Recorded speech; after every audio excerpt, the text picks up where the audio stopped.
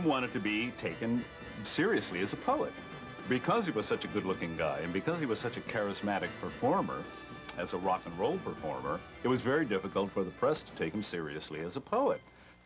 Once I had a little game, I like to crawl back in my brain. I think you know the game I mean the game called Go Insane. How can anybody who would be in a rock and roll band and jumping around like a wild man, how can he be a poet? Oh my God, that was the whole point of poetry. The beatniks, that's what the beats were. The beats were Dionysian. The beats were the wild men. Right here, I'm going to release control. We're breaking through.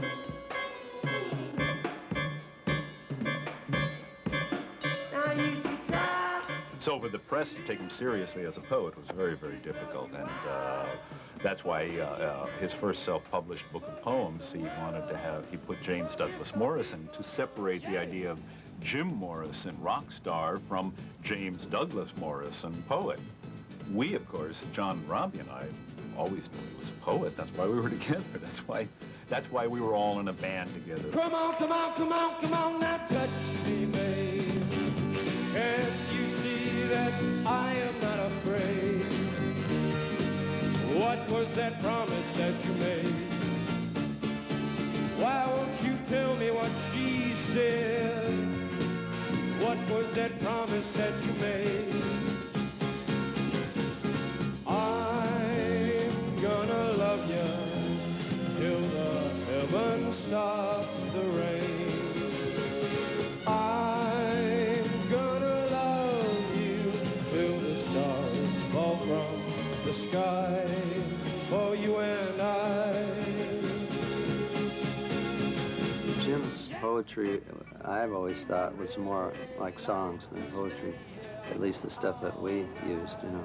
If you've ever heard just the poetry, just Jim speaking the poetry, it cries out for music, I think. Cars crawl past, all stuffed with eyes. Street lights shed their hollow glow. Your brain seems bruised with numb surprise. Still one place to go. The Soul Kitchen. You know, I'm gonna drum to that. I want to drum to that stuff. Let me sleep all night in your soul kitchen. Warm my mind with your gentle snow. Turn me out in a wonder, baby. Stumbling in the neon glow. We were trying to take beatnik poetry and jazz, except we were taking psychedelic poetry and rock and roll and making a marriage of poetry and music, the same way the beatniks had done. And basically, that's where the Doors come from, that marriage of poetry and music, except it's poetry and rock and roll as opposed to jazz. Let's swim to the moon. Let's climb through the tide. Penetrate the evening that the city sleeps too high. Let's swim out tonight, love. It's our time to try. Heart beside the ocean on our moonlight drive. I'm sitting on the beach in Venice, and Jim gets down on the sand and digs his hands into the sand. He was sitting under the blanket, and he began to sing Moonlight Drive. And when I heard those words, let's swim to the moon, let's climb through the tide, penetrate the evening that the city sleeps to hide, I thought, and you, this is, in the words of Timothy Leary and what we were all ingesting at the time, this is psychedelic. To the moon. Let's climb through the tide. You reach your hand to hold me, but I can't be your guide. The reason I joined the band was because Ray handed me a crumpled piece of paper with these lyrics. And I thought, wow, this is wild stuff. I mean, this is poetry. Poetry and rock and roll together? Yeah, I'm gonna be in this band. So I've always considered the lyrics to the song poetry, you know. At UCLA, Jim and I were both film students, and we were going to be filmmakers. I wanted to get into the dramatic, structured, feature-length motion picture. Jim was more of an experimental filmmaker. He was going off to New York City and was going to work in short experimental films.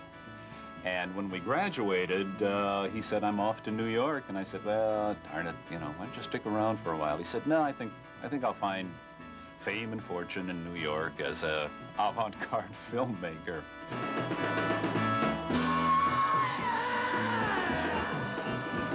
The movie will begin in 5 moments, the mindless voice announced. Jim put a film of his own together eventually called Highway.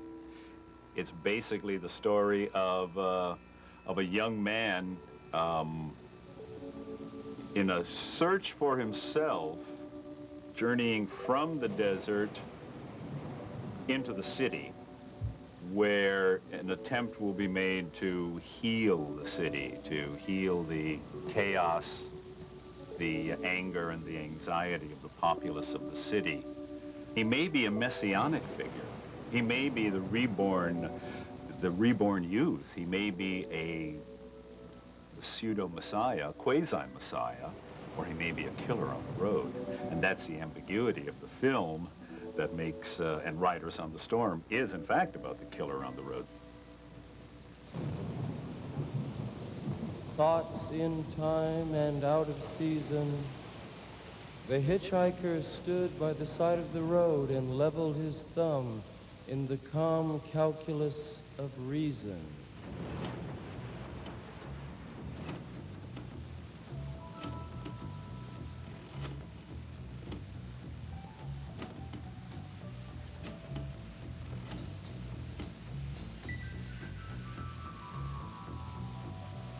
Hi, how you doing?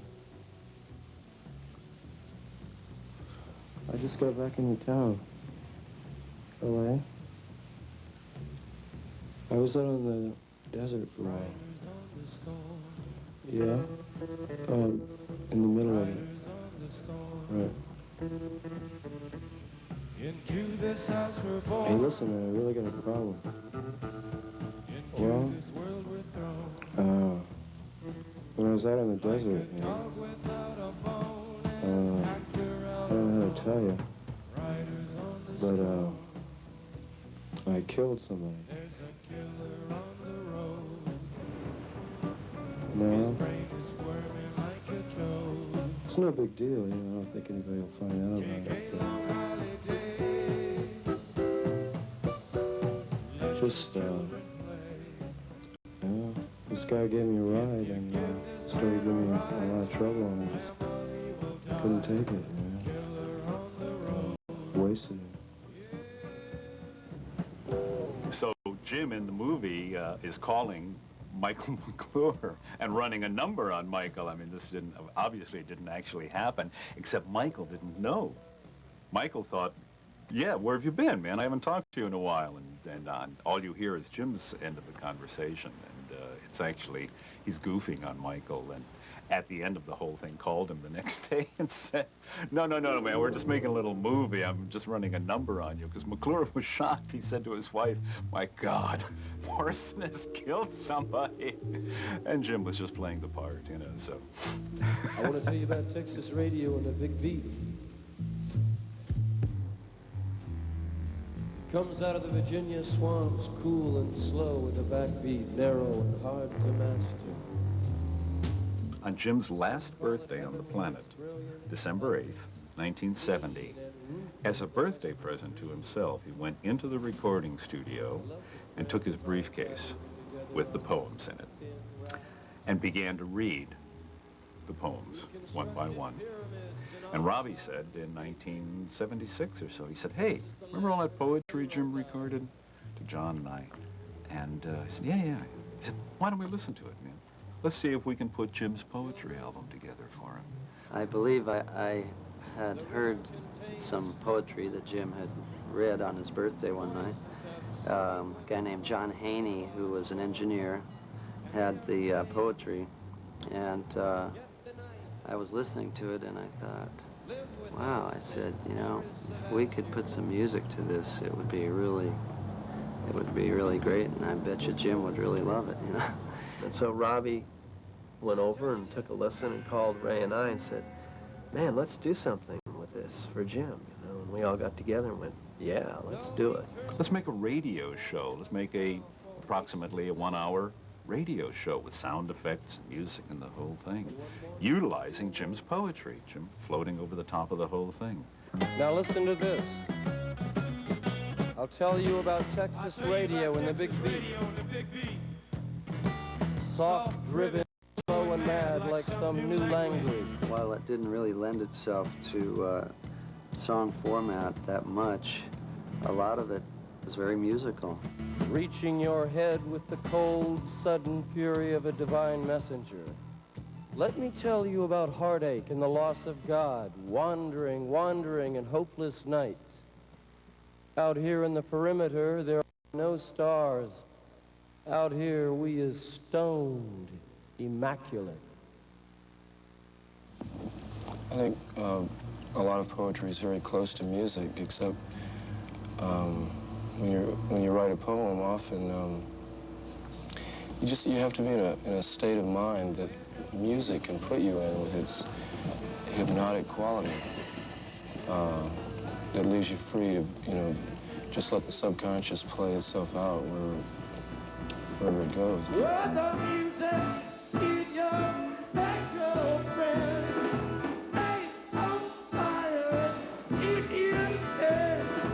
Eat your wanted friend. Until the end, until the end, until the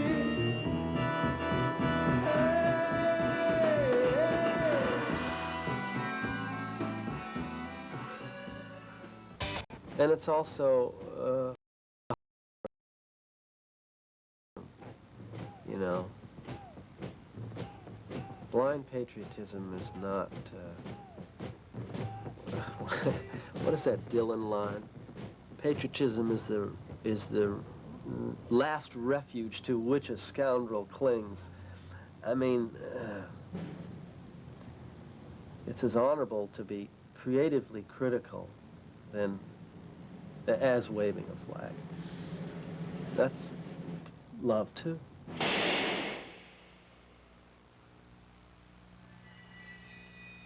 Make a grave for the unknown soldier, nestled in your hollow shoulder. The unknown soldier. So I think Jim was certainly a young rebel, angst-ridden person, 22 years old, and seeing the world going to hell in a handbasket. What else could he be? Vietnam was going on.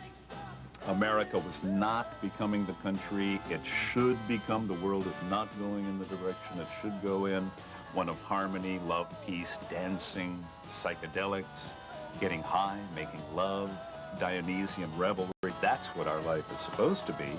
We didn't write overtly political songs. Unknown Soldier was the one obvious. And we didn't name Vietnam, but you had to choose sides in the 60s. The Vietnam War was polarizing everybody, you know. I guess we were the band to start a revolution. Blood in the streets in the town of New Haven. Blood stains the roofs and the palm trees of Venice. Blood in the... So anyway, by the time Miami rolled around, I think the police and the FBI in this country wanted to get us as a symbol of decadence of youth or whatever, you know. Which is, we were trying to save this country. It's 50% physical. Like the records are only like half of it, really. You know. There's a whole other element of theater. It strikes me there's a tremendous mystique about what you're involved in here. It's much more than anything on the surface. When I was back there in seminary school,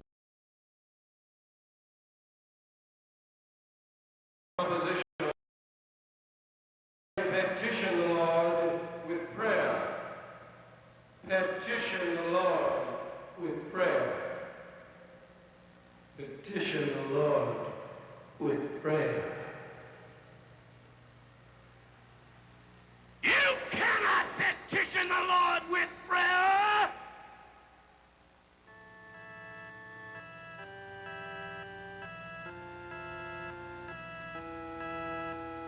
Can you give me sanctuary? I must find a place to hide, a place for me to hide.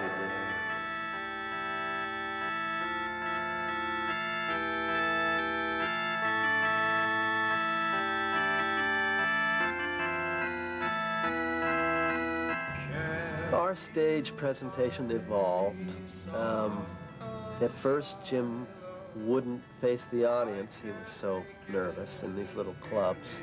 And then he finally turned around, and, and then he wouldn't stop. After a while, we would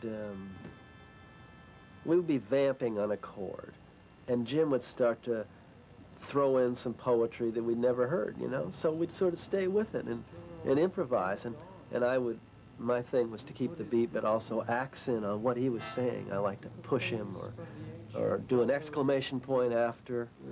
Well, that was where Jim was able to get, you know, some of that stuff that wasn't really a song out, and we'd be vamping along, and he could do whatever he wanted, and that usually worked pretty good.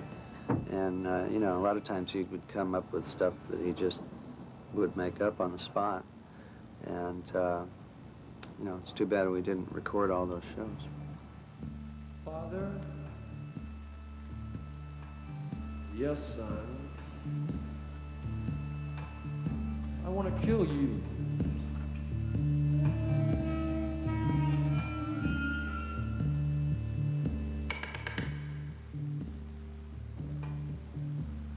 Mother?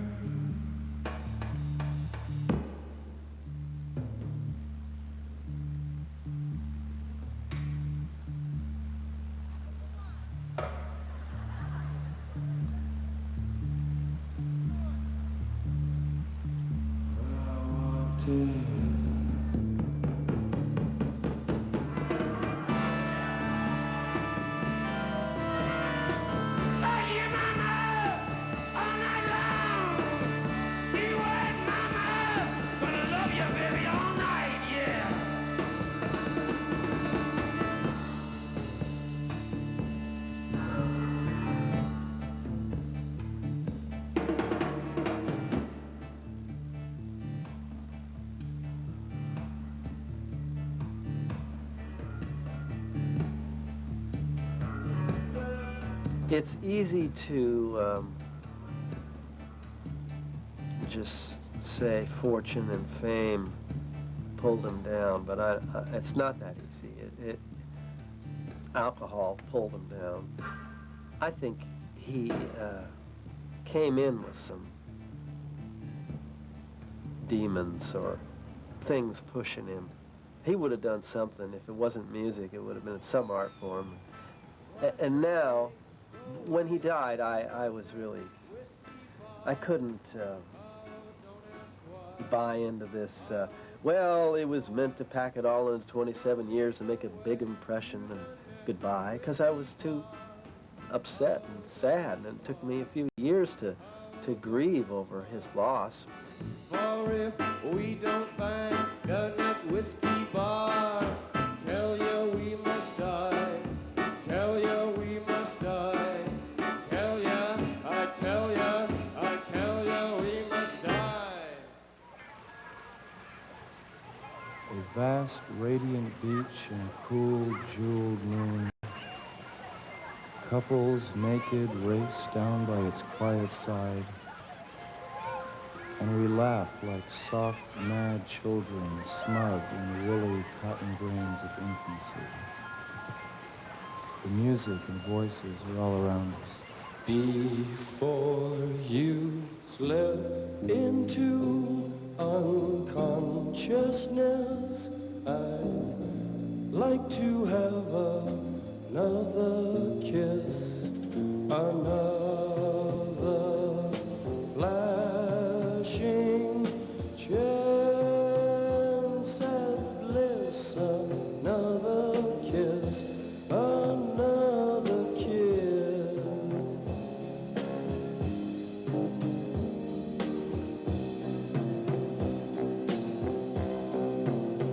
Pamela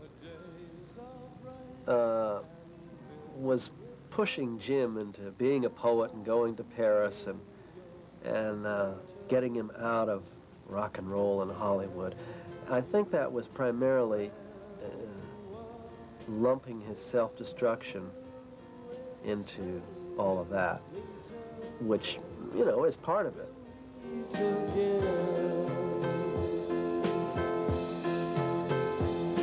Ultimately, the problem with the Oliver Stone movie about Jim and the Doors is that Jim is such a over-the-top, alcoholic, insane sort of guy. You don't see the light, the humor, the absolute delight in Jim Morrison. He was a very funny guy. Constantly making jokes, constantly being a silly fellow. You know, if you can imagine, I don't imagine most people can imagine Jim Morrison as being silly, but that was the fun of it for the Doors. They took Frederick to the asylum, and his mother joined him, and for the next 15 years, they cried and cried and laughed and looked at the sun and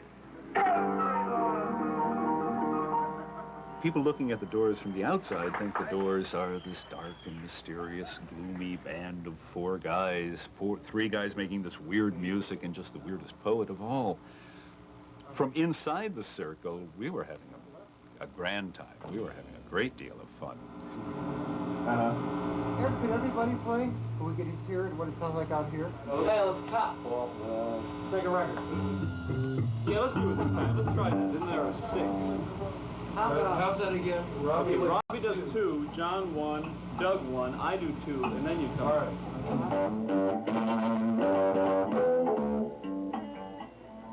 That sounds good, Robbie. Here we go. One time, everybody, please.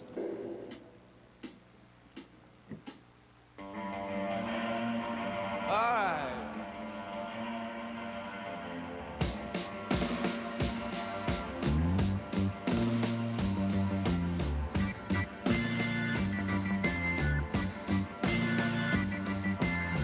Wild child, full of grace, savior of the human race, your cool face.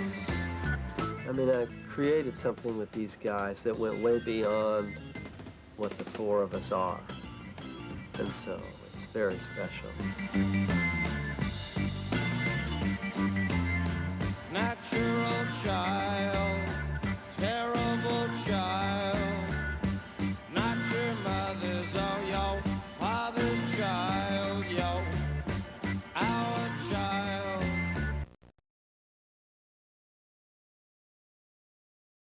I mean, we were together 6 years very intensely, and it comes back in a few minutes, even if there's many years in between. O great creator of being, grant us one more hour to perform our art and perfect our lives. We need great golden copulations.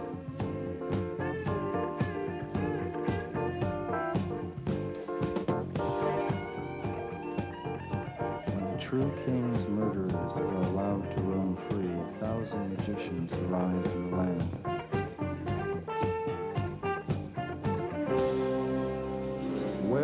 feast we were promised.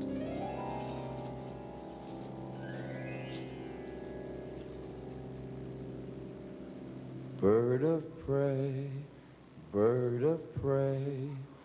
flying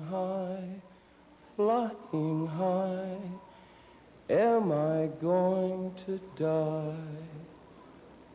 Bird of prey,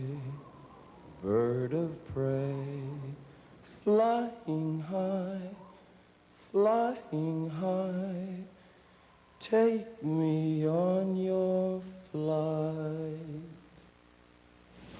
Well, I'll tell you a story of whiskey and mystics and men, da-da-da, and about the believers and how the whole thing began, da-da-da. First there were women and children